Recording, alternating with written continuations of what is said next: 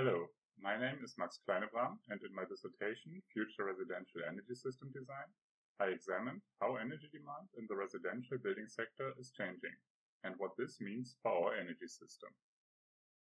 In the first paper, I focused on occupant behavior. When are people at home? How do they move around? And when is electricity or heat needed? Using methods from artificial intelligence, I simulated realistic daily routines to better understand future energy demand. In the second paper, I analyzed the potential for self-sufficient buildings in Europe. Therefore, I examined how many of the 41 million single-family homes could disconnect from the grid using rooftop solar energy.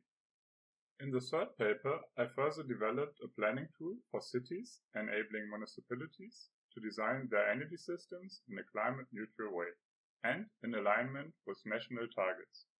Together, my work offers new approaches to integrate human behavior, emerging technologies, and policy goals into a unified perspective.